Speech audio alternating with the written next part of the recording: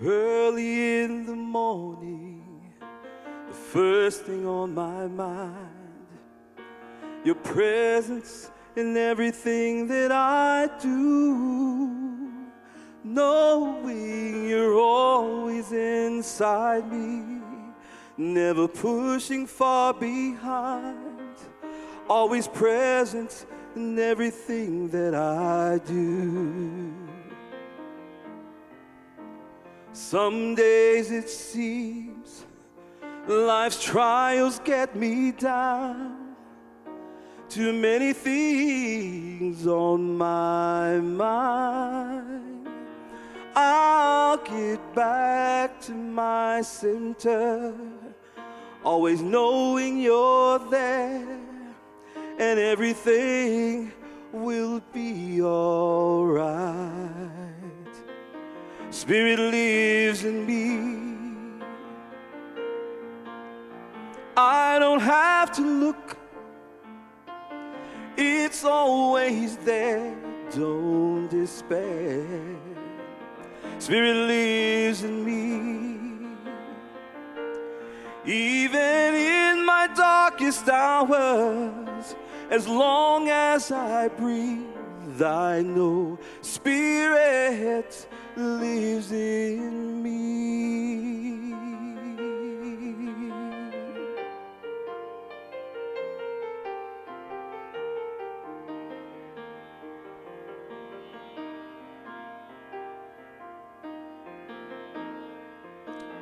In my darkest hour, when the fear is so strong, Spirit always moves in me, and all fear is gone. All fear is gone. Oh, Spirit lives in me. No, I don't have to look, it's always there. Don't despair.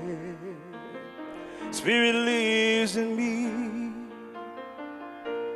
Even in my darkest hour, as long as I breathe, I know Spirit lives in me.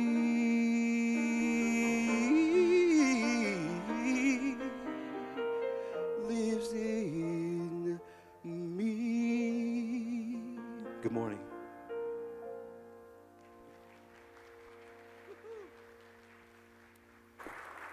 Good morning, Unity Temple.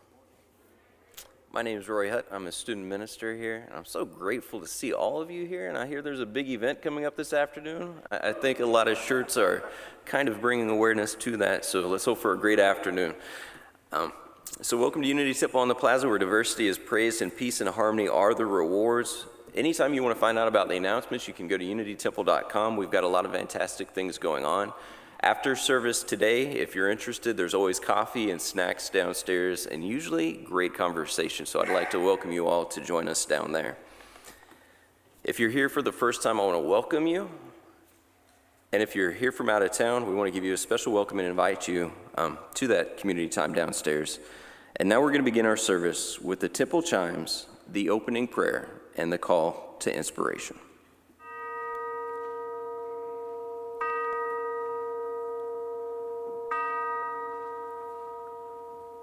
The opening prayer can be found in your bulletins, or you can find it on the screen. And if you'd say this with me.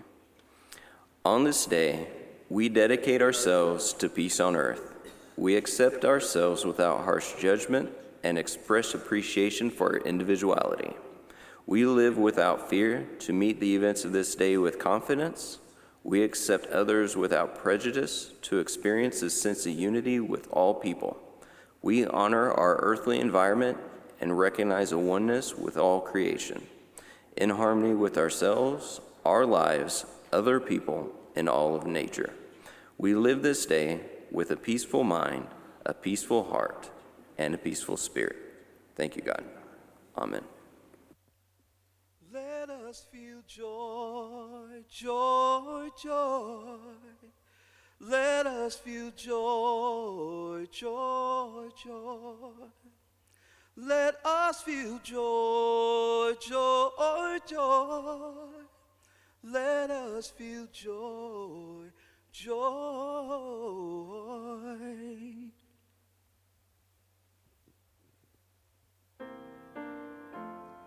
For those of you who would like to stand, please stand. We'll sing I've Got Peace Like a River. You find your words on the screen.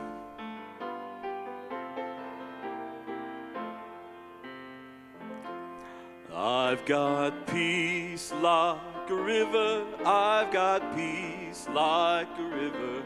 I've got peace like a river in my soul. I've got peace like a river. I've got peace like a river. I've got peace like a river in my soul. I've got love like a mountain. I've got love like a mountain. I've got love like a mountain in my soul. I've got love like a mountain. I've got love like a mountain. I've got love like a mountain in my soul. I've got joy like a fountain. I've got joy like a fountain. I've got joy like a fountain in my soul. I've got joy like a fountain. I've got joy like a fountain. I've got joy like a fountain in my soul.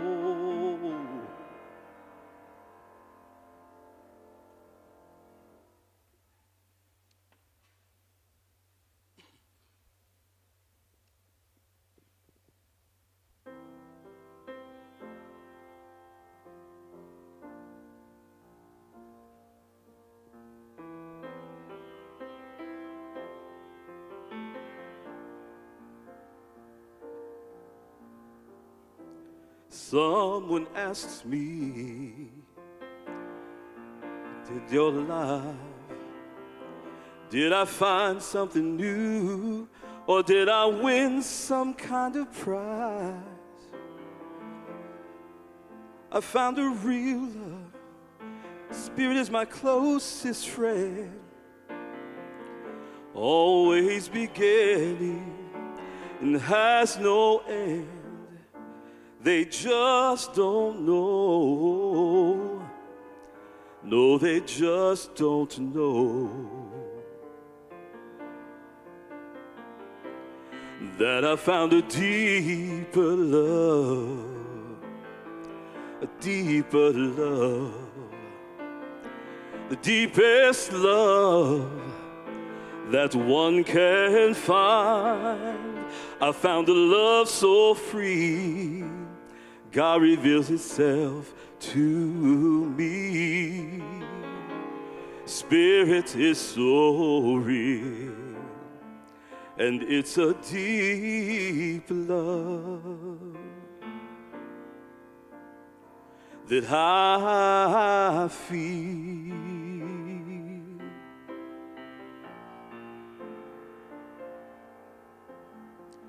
Oh, someone asked me, what's changed in my life? Did I buy something new, or did I win some kind of prize?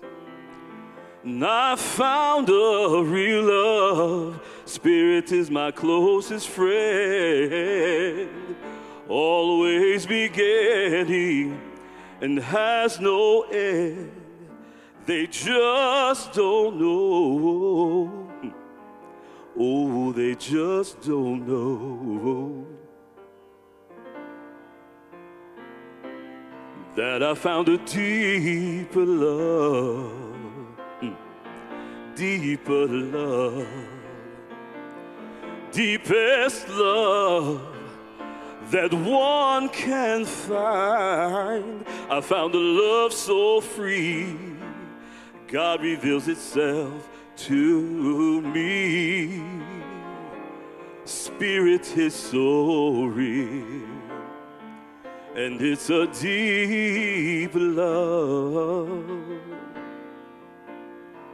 that I feel.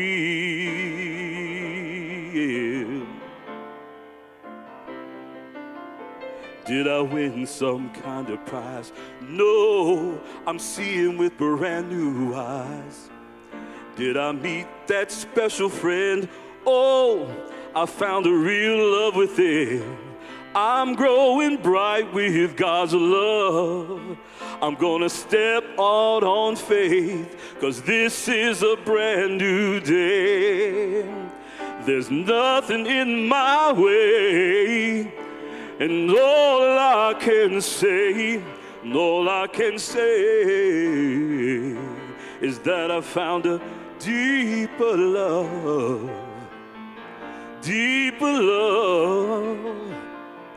the deepest love that one can find. I found a love so free, God reveals Himself to me. Spirit is so real, and it's a deep love, a deeper love, a deeper love that I feel.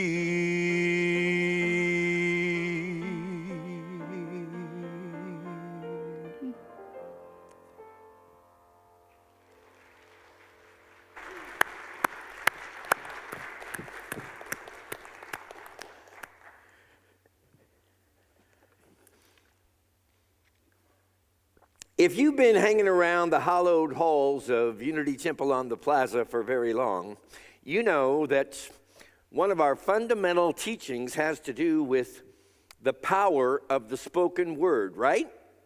The power. In other words, every word that crosses over our lips has an energy and a vibration.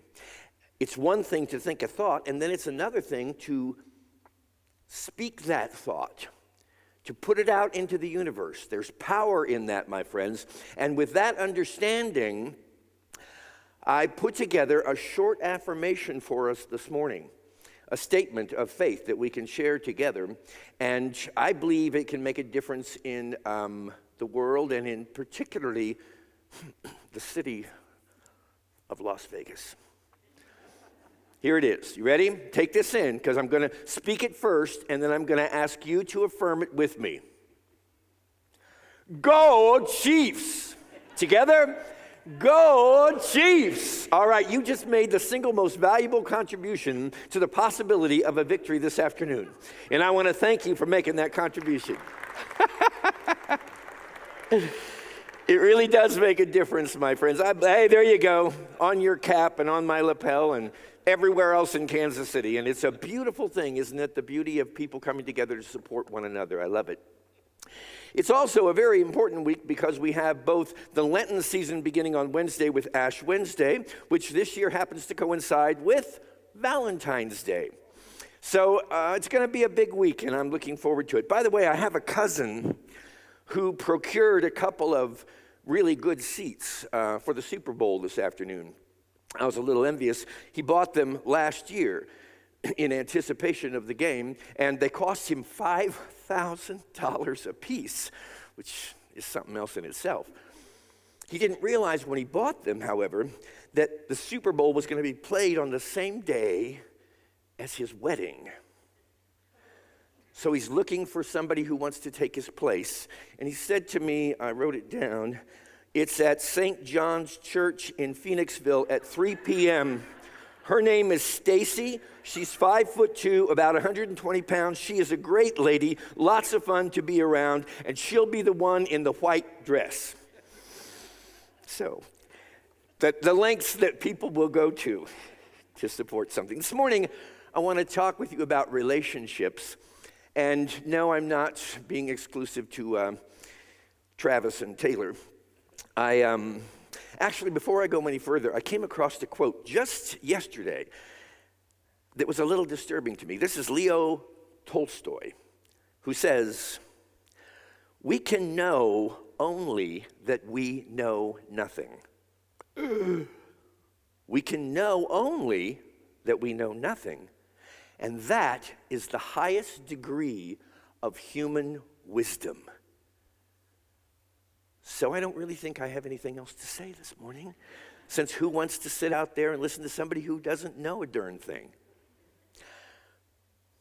It's challenging, and yet I think it's important to recognize that when we go through life, we so often, at least I'll speak to myself, I think I know what's going on. I think I know what's happening. I think I know what needs to be done. Yes, for myself, but more importantly for everyone else. The recognition that I really don't know anything helps me to realize that all I can really share as a minister or as a human being is my own experience of life. And hopefully some of that will be of value to you. I think this is especially important to remember when it comes to religions, because we get sort of ingrained, don't we? Even in unity we can do this, to where we're single-minded, and that there's benefits to that, but in a way that keeps us from maintaining what I believe to be the single most important ingredient in our spiritual growth and awareness, and that is an open mind. To keep an open mind. So this is my premise. This is what I can share based on my experience, but my mind is open because I realize at the end of the day, I really don't know anything. So I can only share assumptions and theories and practices that I myself have incorporated into my life that have been a benefit to me. And I hope this morning as I share with you, you'll find that they are a benefit to you as well. I have found that relationships are unavoidable. And I've gone through long stretches in my life where I did everything possible to avoid them because I didn't like them, because they made me uncomfortable, because I got into disagreements and conflicts, and it seems like even the most beautiful of loving relationships would oftentimes go awry. Now, the reality is that the very first relationship that ever existed, we find in the book of Genesis with Adam and Eve. But there is an untold story to Adam and Eve that I'd like to share with you this morning. And it goes like this. Eve and the Lord are walking leisurely through the garden one early evening.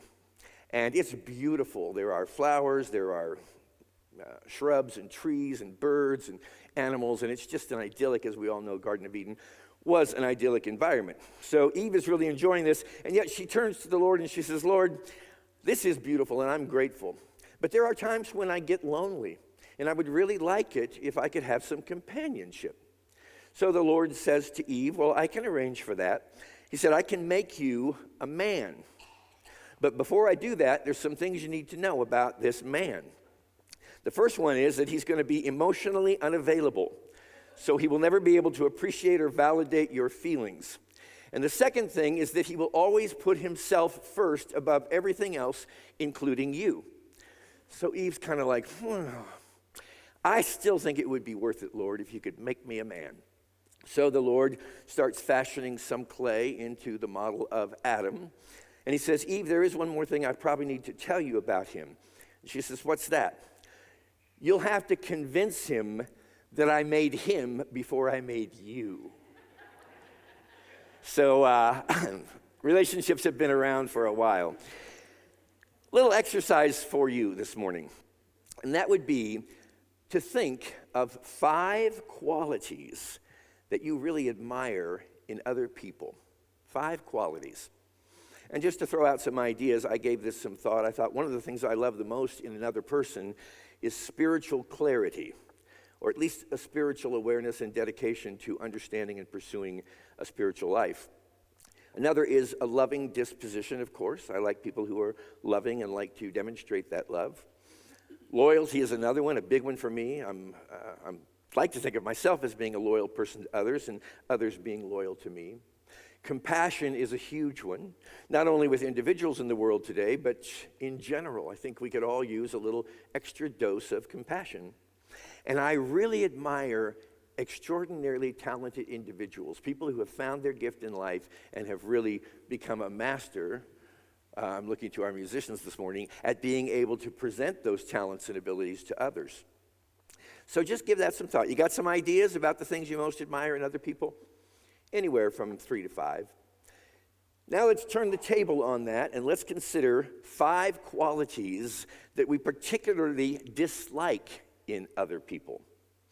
And for me, those would be qualities like arrogance or a sense of superiority, people who intentionally manipulate individuals and circumstances to their benefit, vindictiveness, people who hold a grudge and want to get back at other people, insensitivity in general, just people who are not sensitive and aware in their interactions with people, and people who are extremely dramatic. Okay? Those are just some of the qualities that I prefer not to have in individuals that I am associating with. And here's the clincher now. So take a big, deep breath with me, okay? I received this statement years ago. It has served me well. There is no such thing as another person. There's no such thing as another person. I know on the level of time and space and materiality, it certainly appears as though we're all separated men and women. But Myrtle Fillmore herself, the co-founder of Unity, said no such thing as another person, no such thing as separation. We are all one. And we say that a lot in Unity, but do we really get it? There is no such real thing as another person. We are all a part of a oneness. All of these people, and here's the clincher, all of the qualities that you praise and admire, and all of the qualities that you find distasteful and that you disdain, are within you, are within me. The shift that took place in my life and continues to take place today, once I really got the validity of that statement, is profound. It's just profound. There's only one relationship going on here, whether we're aware of it or not, and it's our relationship with ourselves. It's our relationship with the single most significant individual you'll ever find, and that is you. Whenever it seems that there's a call for a relationship to be addressed or moved through with another individual, remember, this is you at play with yourself. Your relationship projects yourself onto others. And we interact with reflections of our own consciousness. We are interacting with reflections of the content of our own consciousness. And we attract people, if you haven't noticed, who reflect our projections. That's why they're there, because they're suitable individuals or suitable external appearances for us to come to know ourselves better. So every relationship in your life, every relationship in my life is an opportunity to be able to see myself reflected in something outside of me as a means to become aware of something that is inside of me. Most especially, and I almost changed the word this morning when I was sharing with you the qualities that I dislike. Dramatic. Oh, people are so dramatic. He's just such a dramatic individual. She's a drama queen. There's no such thing as another person. Who is the drama queen here? Who is generating all this drama? Who's thriving on it? Well, hate to admit it, but it's me. And yet, as I say, I hate to admit it, I rejoice in admitting it, because knowing this, admitting it, is, I believe, a ticket to freedom from victimization. And I don't know about you all, but I've shared with you before, I've lived most of my life in a victim mentality. Look what everybody and everything in the world at large is doing to me. Instead of freeing myself and realizing, as Course in Miracles tells us, I am doing this to myself. All the time, whatever you're experiencing, I'm doing this to myself. Paul Farini, who is one of my favorite authors on the subject of relationships, says this. Take these words in. Relationships give us the opportunity to withdraw our projections and own them. In other words, to take the reflection, to draw it back to ourselves and own it for ourselves. Everything we think and feel about another person belongs to us, not to the other person. The other person just gives us the chance to look at our own stuff. Now, again, this is not for the faint of heart, because it really requires a sense of responsibility to take this in and, as I say, own it. He says, this is especially hard to remember when that person is attacking us. But that is why relationship is a demanding path. Whenever any conflict is experienced in a relationship, both people must be willing to own their own happiness and let the other person off the hook. I'm going to say that again. Whenever any conflict is experienced in a relationship, both people must be willing to own their own happiness and let the other person off the hook. Every single relationship in our lives, I believe, take it or leave it, is a mirror.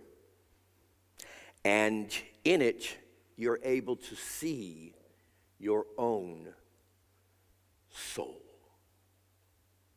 It doesn't matter whether this is, as the earth defines, a significant other, or if it's somebody you're passing down the street, or somebody that you're dealing with in an exchange of any kind, even if it's just for a few moments and you're never going to see them again, just to remember whatever I am experiencing in this other individual is a reflection of some aspect of the content of my own consciousness. Others reflect the content of our consciousness, including content of which we are completely unaware. So the times when we most find ourselves wanting to point the finger of responsibility and judgment to somebody outside of us, or something for that matter, because it's all a relationship, those are the moments when we most definitely need to take a breath, pause, look at ourselves, and just ask ourselves the question, what is going on inside of me that I have attracted an individual outside of me as a reflection of some dimension of my own being? Your significant other, then, is no one else but you. I know a lot of us have significant others, so that's the label we may have given them, and that's wonderful, but I'm just proposing to you this morning, there is no more important relationship that you'll ever have than the one you have with yourself. And this being a week of celebrating love, if we can, I know we say it so often, I love myself exactly as I am. I love and appreciate myself exactly as I am, and those are beautiful words. But what I'm talking about is really getting and realizing I don't care what I discover about myself in another individual. My intent here is to own it for myself, and then to be able to embrace it to whatever degree I possibly can, and recognize it's there for a reason. And it's there to support my healing and my awakening to the reality of myself as being a spiritual individual. Because when we love ourselves 100%, it's impossible for us to draw unloving relationships into our experience. As within, so without. I think it was Whitney Houston who sang that song, Learning to Love Yourself is the greatest love of all. And I really believe, my friends, that's true. Really being able to love and appreciate every aspect of ourselves. And to do that, we have to recognize, I think, that there are a couple of different dimensions to us, to our being, to our character. One of them is what I call authentic nature. That would be in unity what we refer to as the Christ nature, or the divine pattern of perfection that lives and thrives within us, and that ultimately is the only real identity or nature that we hold. But then there's this other inauthentic nature, which to me is just the mistaken idea of who we think we are. So what we're going to find as we seek to love ourselves, there's going to be aspects that are going to be Christ-like and divine as defined by our own mentality. And then there are going to be other aspects that are reflections of our inauthentic nature or a fictional nature that we've made up about ourselves. It doesn't really matter when it comes to loving. You want to love it all. So even if it's something that you find distasteful, that you discover within yourself, in fact, that may be even more of a call to love, because you have to overcome more of your judgment than you do about your more saintly qualities. And my experience is I've always got a few of both at hand. Love them both. Now, here's something I'm going to propose to you this morning. You can take this or leave it, but I started in on this practice a number of years ago, and I've encouraged it before many congregations over the years. And that is that when you leave today, stop by a card shop or Walgreens or somewhere, and look at the Valentine's section, the Valentine card section. And I'm sure we've all done this as we sought to find Valentines for our loved ones, for our significant others out here. But what I do every year, and you're going to think, wow, this guy's really off base out to lunch. I buy myself a Valentine. And this year, as I was looking through them, I found this one I especially liked. I freaking love you. That just fit me at the particular moment. But I didn't have enough room to write into the card everything that I wanted to say.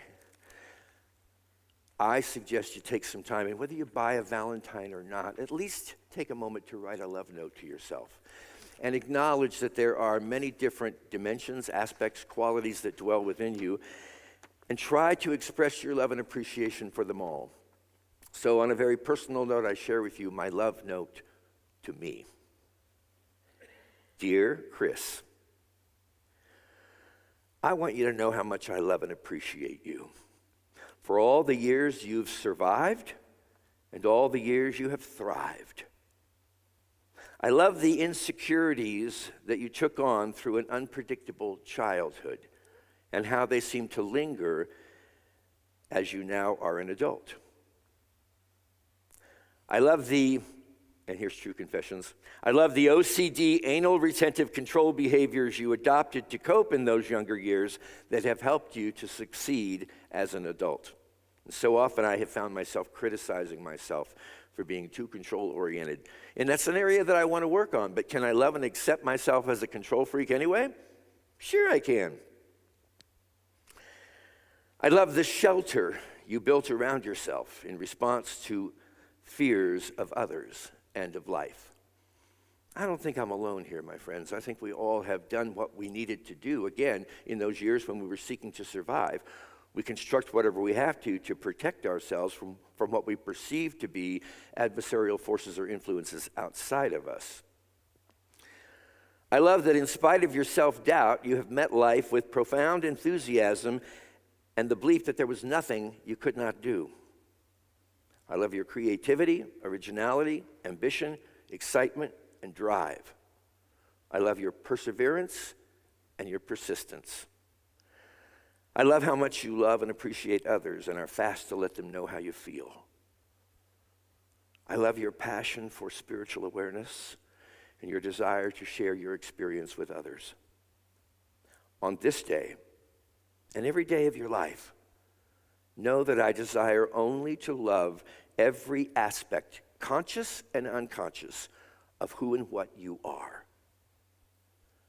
I believe in you. I trust you. I promise to stand with you through whatever conditions life may bring. You're my very significant other, and I'm extremely grateful to know and love you more with each passing moment. Happy Valentine's Day, Chris. I love you. Thanks. Now, to some that may seem like a very vain and selfish thing to do. Send yourself a Valentine. But this is part of the conditioning, my friends. It's part of the erroneous conditioning that we've accepted to really believe that it's more noble to extend our love to others without extending it to ourselves. And it simply can't be done. You can't extend to anybody. You can't give to anybody what you do not hold for yourself. You don't have it to give. And so this prioritization of putting self-love and self-acceptance first and foremost is, I have found anyway in my experience, to be a huge key to living a more loving life and a life that is filled with far more loving relationships. I'm deeply grateful, I can say in all honesty, I've never had so many loving relationships in my life. And I think that's because of this understanding that I've been fortunate to glean over the years mostly through relationships that really didn't work. But nonetheless, those can so often be our greatest teachers. So as you look out, not only in your immediate circle, but on the panorama of the cast of characters in your own life, especially those that evoke a negative reaction in you, and you just want to call them names and you want to wish them the worst or whatever. Stop in those moments. These people are our greatest teachers. I have found this to be true time and time again. Now, it doesn't mean I have to have them all over for dinner, and I'm not going to probably, but it does mean that when I think of them, I have to think of them and perceive them and experience them from a clean consciousness. So this morning I'm offering you as my Valentine gift a recipe for liberation, spiritual liberation. And it starts with the word own. To be able to feel, and I have difficulty with this sometimes, I don't want to feel completely. You know, I'll do everything I can sometimes to avoid feeling, especially negative feelings. But to really feel it, to own it and say, this is mine, and to be able to embrace it completely. And then secondly is the liberate process, which is where I release all perpetrators from my own blame. In other words, I'm not going to be pointing the finger of blame and persecution on anybody outside of myself. Ultimately, I don't even want to point it at myself, but I am going to own this so that I can do the spiritual work that's mine to do as I introspect and ask myself, what is this individual reflecting that lives in me? The possibility and the opportunity of self-awareness and growth here, my friends, is so rich. You can actually get to a place where day by day you're feeling less and less anxiety, less and less judgment, less and less anger, less and less, if any, resentment or need for retaliation. It begins to wash away. As you introspect and you say, where does this live in me? Then you begin to love it. To discover it is one thing. I'm discovering it. And you can actually thank your enemies, those eventually, not necessarily right up front, but those who have reflected these qualities that you found it difficult to accept in yourself. You can actually thank them at the end of the day. As you discover this through them, then you accept it, you love it, and then you celebrate it. It doesn't matter what it is. There is no quality within you that has not been placed there for some reason and purpose that's designed to support you in your spiritual growth and in your becoming more fully human in your day-to-day experience. It's worthy of celebration. If you can get to celebration, you're home free. And then witness the qualities of your authentic nature, your Christ-like nature, your inauthentic nature, your egoic nature. Wrap your arms around them and say, I'm releasing all judgment. I've been judging myself all my life and I'm finished with it. I'm going to embrace this, and what you'll find is by embracing it, you begin to witness it, and by witnessing it, the qualities of your Christ nature, your authenticity, will begin to thrive, and the qualities of your inauthentic nature will begin to gradually dissipate and dissolve. You want to know what a miracle is? To me, that's a miracle. When I can see something in another person that I don't like, I can own it for myself, I can embrace it, and then by embracing it and releasing my judgment, it magically, mysteriously dissolves. And then celebrate again your own soul's refinement as an expression of authenticity and originality and love. For so many years, I remember thinking, if you were somebody else other than who you are, this could be a great relationship. That's all you need to do is just be somebody other than who you are. I know I loved you. I was attracted to you. I found meaning in you when I first met you, but somehow that's all been tarnished. And I just need you to be somebody else besides who you are, and then we're going to have a great relationship here. Just think with me for a moment, friends, about how absurd that is. Why are you in a relationship with anybody at all in the first place? Presumably, it's because you want to be around them. Presumably, it's because you enjoy their company. And yet it's so easy as the days, months, and years pass along to start finding little pieces and parts of other people that we believe if they could just be adjusted a little bit. And I think I would be a really good person to help you make that adjustment. All you have to do is ask, and I'm happy to change you. I've asked before and I'll ask again this morning, how many of you have really tried to change another person? I have, in all honesty. And I did it with what I thought were good intentions, but at the end of the day, there was my own agenda in there. An agenda is the issue, my friends. I spoke with you once before about the subject of agenda-free relationships. Agenda-free relationships. Now, none of us is going to walk up to anybody and say, hey, it's nice to meet you. By the way, in my pocket here, I have an agenda of things that I expect of you and ways I want you to behave and things that will make me happy and things that will make me unhappy. And if you can just cooperate with all that, that's my agenda. And what I'm talking about is tearing that agenda up, burning it, letting it go. It's none of our business to alter, to change, and most certainly to improve other people. You're either in the relationship because you want to be in the relationship, because you want to be in the companionship of the other person, or you don't.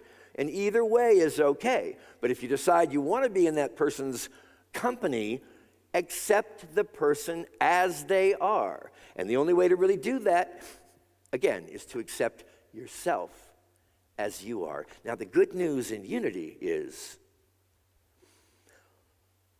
we know who we are. We know who we are.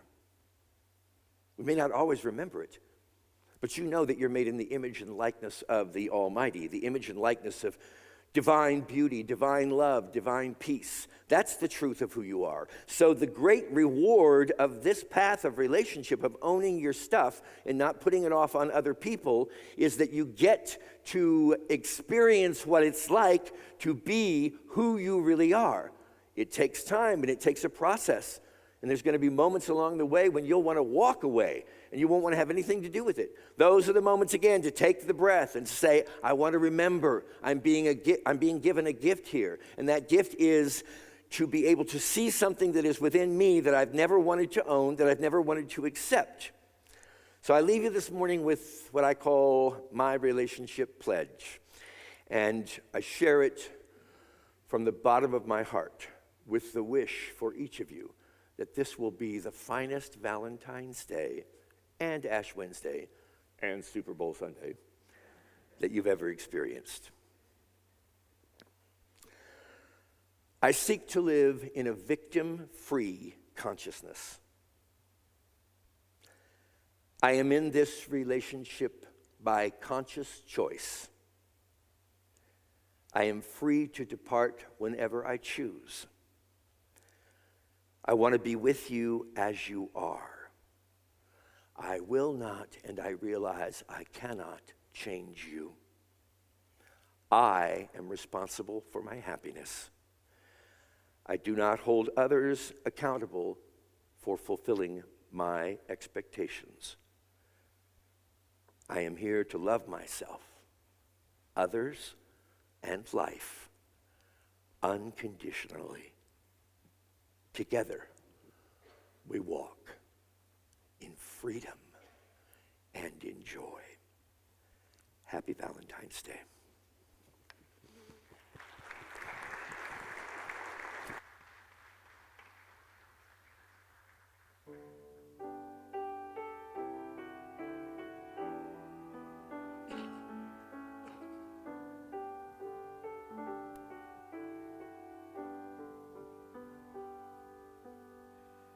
Our thoughts are prayers, and we are always praying.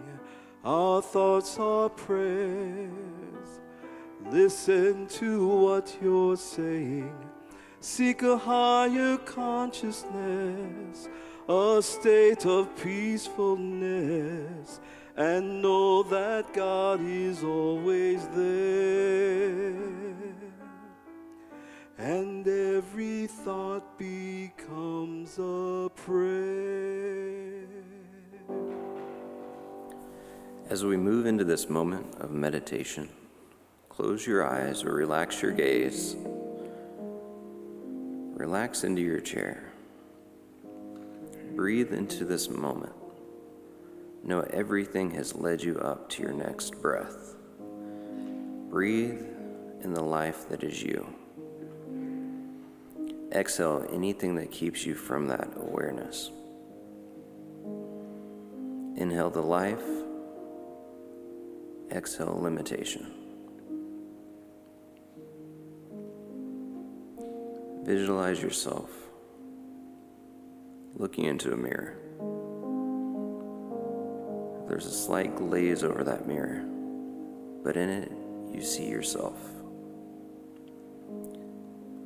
Know that every action and every thought that you have is moving you towards seeing yourself more clearly in that mirror. Allow yourself to continue to go into that space and look at yourself and see that divine nature as you go further into this moment of meditation.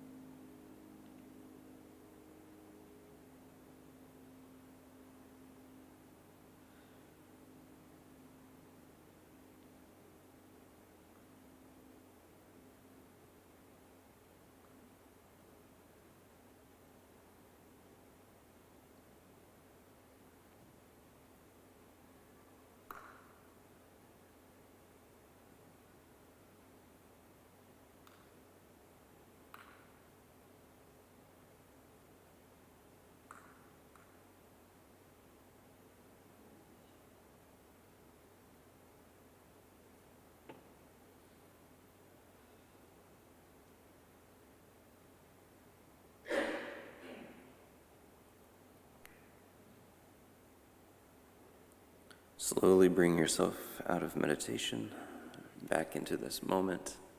And as we come out of that meditation, I want you to give yourself permission to get excited about your day, whether that be to watch the Chiefs game or that's just to go out into your life. Let yourself have that permission to get excited about the rest of your day as we move into it.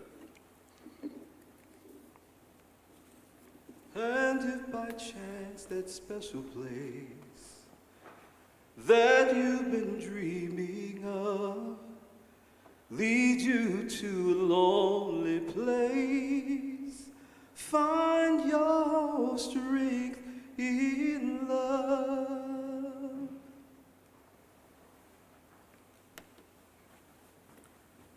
Now we come to that special time in our service where we take our love offering into our hand and hold it in your hearts and in your hands and say this blessing with me.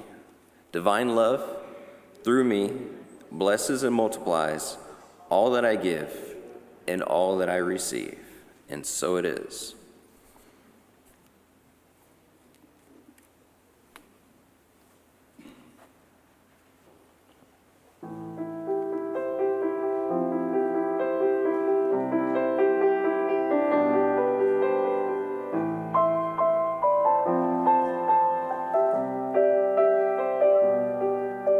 Shattered like you've never been before.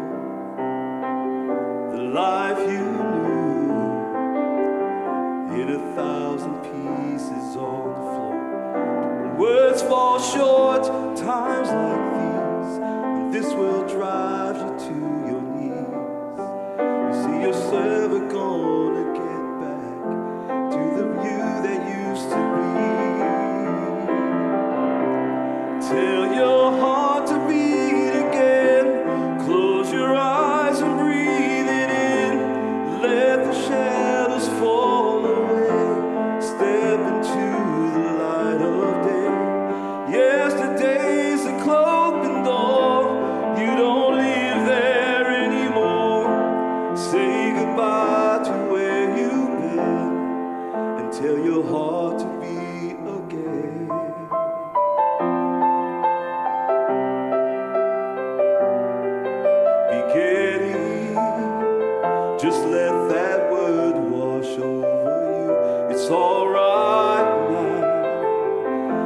love's healing hands will pull you through. So get back up, take step one, leave the darkness, feel the sun. You see your story's far from over, and the journey's just begun. Tell your heart to beat again, close your eyes and breathe it in. Let the shadows fall away, step into the light of grace. Yesterday's a closing door, you don't live there anymore. Say goodbye to where you've been, and let your heart beat again. Let every heart break and every scar be a picture that reminds you who has carried you this far. 'Cause love seems farther than you ever know. And when you think your story's over, everything is for your good. Tell your heart to beat again, close your eyes and breathe it in. Let the shadows fall away, step into the light of grace. Yesterday's a closing door, you don't live there anymore. Say goodbye to where you've been, and tell your heart to beat again. Your heart to beat again.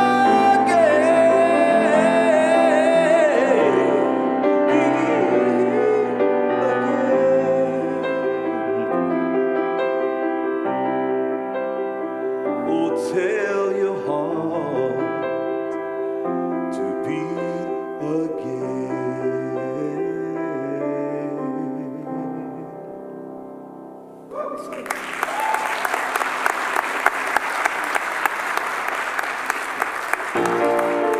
We welcome the children in. We are walking as the light. We are walking as the light of God. We are walking in the light of God. We are walking in the light of God. We are walking in the light of God. We are walking, walking, we are walking, walking, we are walking in the light of God.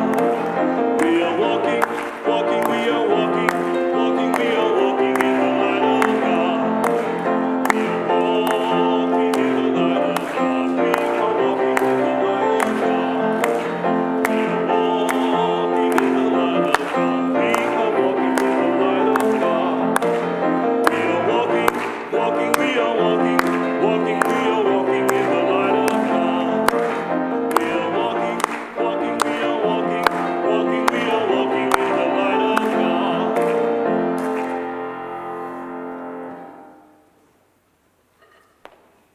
Good morning, children. Good morning. Would any of you like to share something that you learned from today's lesson?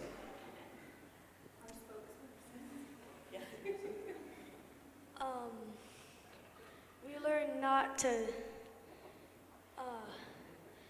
talk. We made books Why did we make books? because we saw an author last week. We made our own books. That is awesome.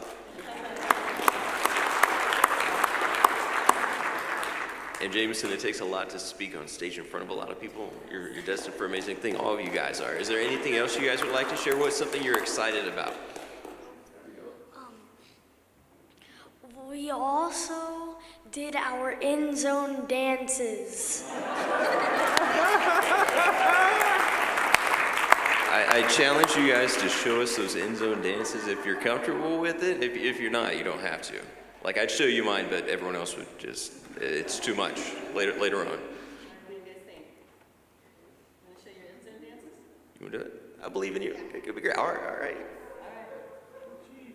1, 2, 3.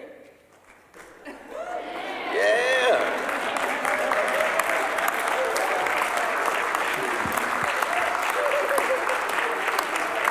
You all are amazing. I just want to give you that reminder. Thank you all again for joining us today, and please join us again next week. And we'll now conclude this service with a prayer for protection and the peace song. The light of God surrounds us, the love of God enfolds us, the power of God protects us, and the presence of God watches over us. Wherever we are, God is, and all is well.